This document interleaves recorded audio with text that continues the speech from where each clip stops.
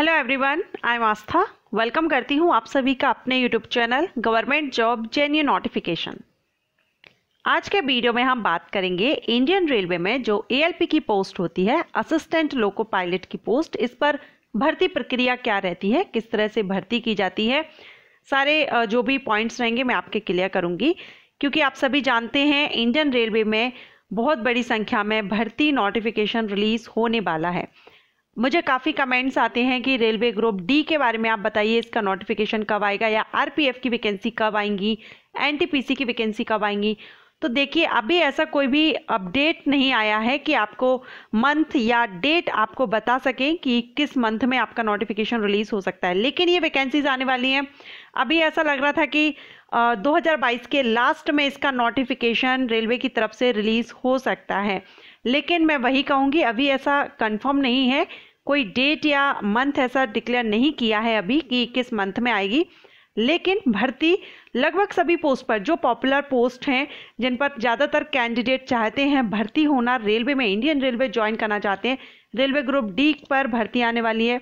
Assistant loco pilot, technician, RPF में एसआईएन constable की post रहेगी, एनटीपीसी पोस्ट रहेंगी, यानी आफ्टर 10th से लेकर के after 12th, after graduation and after post graduation group A की जो पोस्ट रहती हैं वहाँ पर आप पीजी या ग्रेजुएट कैंडिडेट भी एलिजिबल होते हैं, वो एक अलग मैटर है। वहाँ पर जो भर्ती की जाती है एसएससी या यूपीएससी के द्वारा भर्ती की जाती है। इंडियन रेलवे के द्वारा जो नोटिफिकेशन रिलीज होगा वो ग्रुप सी एंड जो एएलपी पोस्ट हो गई, station master, TC, group D की पोस्ट हो गई, इन पदों पर भर्ती के लिए नोटिफिकेशन रिलीज होगा।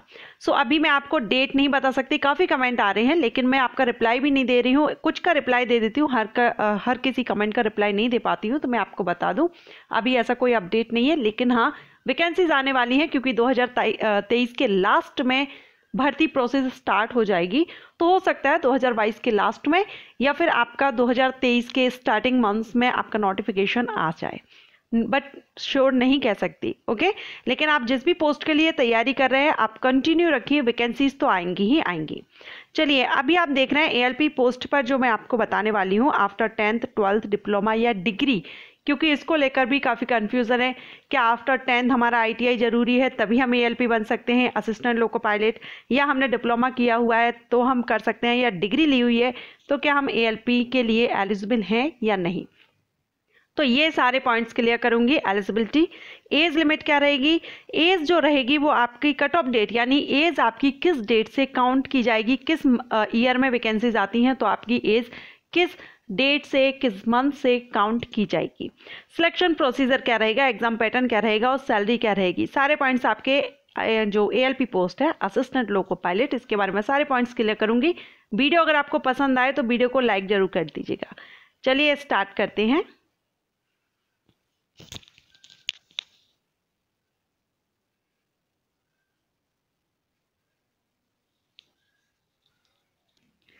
ALP means assistant loco pilot.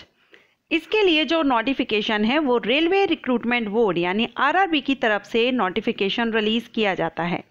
Online आप इसमें अप्लाई कर सकते हैं आरआरबी की ऑफिशियल साइट से। अब आरआरबी जहां से भी आप अप्लाई कर रहे हैं वहां से आप इसमें अप्लाई कर सकते हैं। आरआरबी भोपाल, इलाहाबाद, पटना, जहां से भी आप अप्लाई कर रहे हैं उसकी आप ऑफिशियल साइट से ऑनलाइन अप्लाई कर सकते हैं।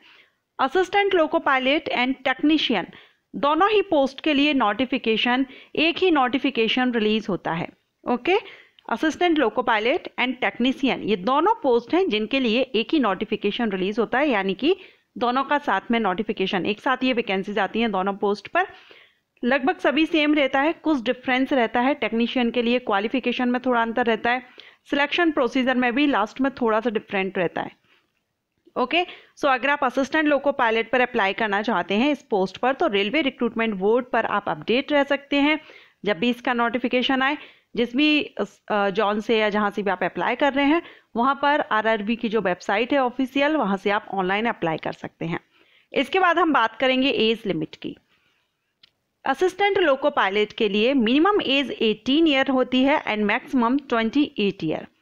18 से 28 साल ये जनरल कैटेगरीज के कैंडिडेट के लिए है। रिजर्व कैटेगरीज को इसमें रिलैक्सेशन मिलता है, अप टू 40 ईयर तक का रिलैक्सेशन मिल जाता है। असिस्टेंट लोको पायलट पोस्ट पर आपकी कैटेगरी पर डिपेंड करता है। कट ऑफ डेट तो 1 जुलाई ऑफ द ईयर, जिस ईयर में या जिस सन में वैकेंसी नोटिफिकेशन रिलीज हुआ है उसी ईयर की 1 जुलाई से आपकी जो एज है वो काउंट की जाती है। ओके, सो अगर इस महीने में नोटिफिकेशन रिलीज नहीं होता है, सॉरी इस ईयर में 2022 में रिलीज नहीं होता है, 2023 में रिलीज होता है, तो आप 1 जुलाई से ही देखेंगे कि आपकी एज 18 to 28 ईयर है या नहीं। अगर आप जनरल कैटेगरी में आते हैं, रिजर्व कैटेगरी में आएंगे तो 3 ईयर का, कैटेगरी के हिसाब से आप सब जानते हैं, ओबीसी कैंडिडेट को 3 ईयर्स का, SC/ST कैंडिडेट को 5 ईयर्स का, PWD कैंडिडेट को अकॉर्डिंग टू कैटेगरी रिलैक्सेशन मिलता है, एक्स सर्विसमैन को सो अप टू 40 ईयर तक रिलैक्सेशन मिल जाता है। इसके बाद हम बात करेंगे क्वालिफिकेशन एंड मेडिकल स्टैंडर्ड की। तो क्वालिफिकेशन, जो असिस्टेंट लोको पायलट की पोस्ट होती है ये 2 डिपार्टमेंट्स में रहती है, एक तो है विद्युत और एक है यांत्रिक। अगर हम विद्युत की बात करें तो इसमें मेडिकल पोस्ट पर जो मेडिकल स्टैंडर्ड A1 होता है। ओके, असिस्टेंट लोको पायलट के लिए A1 मेडिकल स्टैंडर्ड रहता है। इसके बाद हम बात करेंगे इसमें PWD कैंडिडेट अप्लाई कर सकते हैं नहीं, तो यहाँ पर आप देख सकते हैं BH, OH, HH, यहाँ पर एलिजिबल नहीं है PWD कैंडिडेट। क्वालिफिकेशन तो इसमें कम से कम आपका 10th पास होना जरूरी है। अगर आपने 10th पास कर लिया है, साथ में आपने NCVT या SCVT से कोई भी आपने coil winder, electrician, electronics mechanic, fitter, heat engine, instrument mechanic, machinist, mechanic diesel, mechanic motor vehicle and millwright maintenance mechanic, mechanic radio and TV, refrigeration and वातानुकूलन mechanic, tractor mechanic, turner, wireman trades में ITI किया है तो आप इसमें apply कर सकते हैं। अगर आपने 10th के साथ में ITI नहीं किया है तो यहाँ पर 10th के साथ में ऑप्शन सेकंड है कि आपने 10th किया हो प्लस आपने जो भी ट्रेड्स किया है उसमें आपके पास अगर अप्रेंटिसशिप भी ली हुई है तो भी आप इसमें अप्लाई कर सकते हैं। इसके बाद थर्ड ऑप्शन भी आपके पास है कि ITI के बदले, अगर आपने आफ्टर 10th ITI नहीं किया है तो ITI के बदले आपने 3 साल का mechanical, electrical, electronics, automobile engineering में डिप्लोमा किया हुआ हो या एक मान्यता प्राप्त संस्था से उपरोक्त इंजीनियरिंग सब्जेक्ट्स की विभिन्न धाराओं का संयोजन, अगर आपने इसमें इंजीनियरिंग में भी किया हुआ है 3 वर्ष का डिप्लोमा, तो भी आप अप्लाई कर सकते हैं। एंड लास्ट में आप देख रहे हैं नोट दिया गया है, डिप्लोमा के बदले अगर आपने ऊपर जो भी इंजीनियरिंग के सब्जेक्ट्स दिए गए हैं उनमें से अगर आपने इंजीनियरिंग में डिग्री भी की हुई है तो वो भी स्वीकार की जाएगी, यानी एलिजिबल रहेंगे। ओके, सो इसमें आफ्टर 10th आपका ITI होना चाहिए। ITI नहीं है, आपने अप्रेंटिसशिप की हुई है, आप इसके लिए अप्लाई कर सकते हैं। अगर आपने डिप्लोमा किया हुआ है इंजीनियरिंग में रिलेटेड ट्रेड से तो भी आप अप्लाई कर सकते हैं। अगर आपने इंजीनियरिंग में डिग्री ली हुई है तो भी आप अप्लाई कर सकते हैं। इसके बाद बात करेंगे यांत्रिक में। 2 विभाग होते हैं, अभी हमने विद्युत की बात की, अब सहायक लोको पायलट की यांत्रिक। इसमें भी आपका 10th सेम प्रोसेस रखी गई है, सेम क्वालिफिकेशन रखी गई है, डिप्लोमा है, 10th के बाद ITI हो या आपने अप्रेंटिसशिप की हुई हो या आपने डिप्लोमा लिया हुआ हो इंजीनियरिंग में या फिर आपने डिग्री ली हुई हो, सभी यहाँ पर स्वीकार किए जाएंगे। ओके, सो यहाँ पर हमने क्वालिफिकेशन देखी, मेडिकल स्टैंडर्ड देखा। अब हम बात करेंगे सिलेक्शन प्रोसीजर की। असिस्टेंट लोको पायलट का जो सिलेक्शन प्रोसेस है 2 फेजेस में होता है, फेज फर्स्ट, फेज सेकेंड, दोनों में ही कंप्यूटर बेस्ड टेस्ट होता है, CVT 1, CVT 2 लास्ट में। इसके बाद होगा आपका computer aptitude test, psycho test and training. CVT 1 qualify करने के बाद CVT 2, CVT 2 क्लियर करने के बाद कंप्यूटर एप्टीट्यूड टेस्ट या psycho test and then training दी जाती है। CVT 1 देखेंगे, CVT 1 जो रहता है आपका क्वालिफाइंग नेचर का रहता है, इसके मार्क्स आपके ऐड नहीं होते हैं, मेरिट नहीं बनती है, सिर्फ और सिर्फ क्वालिफाई आपको ये करना होता है। CVT 1 टोटल 75 क्वेश्चंस होते हैं, ड्यूरेशन इसमें आपको 60 मिनट की दी जाती है, 1 घंटे की, और ये क्वालिफाइंग नेचर का है। तो क्वालिफाई करने के लिए अंडररिजर्व कैटेगरी को 40% रिक्वायर्ड रहते हैं, OBC SC कैंडिडेट को 30%, ST कैंडिडेट को 25% लाना जरूरी है CVT 1 को क्वालिफाई करने के लिए, तभी आप CVT 2 के लिए एलिजिबल रहेंगे। CVT 1 में जो आपका सिलेबस रहता है उसमें मैथ, सामान्य बुद्धिमत्ता एवं तर्क शक्ति यानी रीजनिंग एंड सामान्य विज्ञान से रिलेटेड क्वेश्चंस आते हैं। इसके बाद हम बात करेंगे CVT 2। तो CVT 2 जो रहता है इससे आपकी मेरिट तैयार की जाती है। CVT 2 में 2 पार्ट्स होते हैं, part A and part B। Part A में टोटल 100 क्वेश्चन रहते हैं, 90 मिनट का ड्यूरेशन रहता है। और इसमें क्वालिफाइंग मार्क्स रहते हैं वही 40, 30 एंड 25% अकॉर्डिंग टू कैटेगरी। इसके बाद हम देखेंगे पार्ट 2।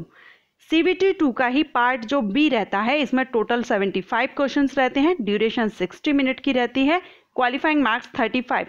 CBT 2 का जो पार्ट बी होता है, इसमें क्वालिफाइंग मार्क्स सभी कैटेगरीज के कैंडिडेट के लिए सेम रहता है 35%।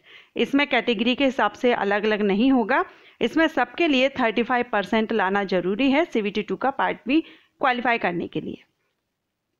इसके बाद आपका CBT 1 क्लियर होता है, CBT 2 क्लियर होता है, देन यहाँ पर कंप्यूटर आधारित एप्टीट्यूड परीक्षा होती है। केवल ये ALP, जैसे कि मैंने आपको बताया कि ALP एंड टेक्नीशियन दोनों के ही साथ में नोटिफिकेशन रिलीज होता है दोनों पोस्ट के लिए। तो जो ALP के लिए अप्लाई कर रहे हैं उन्हीं का सिर्फ यहाँ पर कंप्यूटर आधारित एप्टीट्यूड टेस्ट होता है। अर्हता अंक तो उम्मीदवार को परीक्षा में क्वालिफाई करने के लिए कम से कम 42 अंक प्राप्त करने होंगे, तभी आप कंप्यूटर आधारित जो कंप्यूटर बेस्ड एप्टीट्यूड टेस्ट है उसको आप क्वालिफाई कर पाएंगे। ओके, सो ये यहाँ पर पूरा आपका प्रोसेस रहता है। इसके बाद जब आप सिलेक्शन हो जाता है आपका, तो ट्रेनिंग आपको इसमें दी जाती है। इसके बाद बात करेंगे सैलरी की, तो लेवल 2 से आपकी स्टार्टिंग सैलरी 19,900 रहती है। इसके अलावा आपके जो भी रेलवे की तरफ से अलाउंसेस दिए जाते हैं वो इसमें ऐड होंगे। ये आपकी बेसिक पे है 19,900, लेवल 2 से इनिशियल सैलरी आपकी रहेगी। ओके, सो अभी असिस्टेंट लोको पायलट पोस्ट के बारे में सारी डिटेल मैंने आपको इस वीडियो में दी है। इसके सिलेक्शन प्रोसीजर से रिलेटेड, योग्यता से रिलेटेड, आफ्टर 10th आप कर सकते हैं या नहीं, आफ्टर 12 डिप्लोमा या डिग्री, सारे पॉइंट्स क्लियर किए। फिर भी अगर आपके मन में कोई डाउट है आप मुझे कमेंट करके पूछ सकते हैं। वीडियो पसंद आया हो तो वीडियो को लाइक कीजिए और अगर आप चाहें तो इसको शेयर भी कर सकते हैं। Thank you.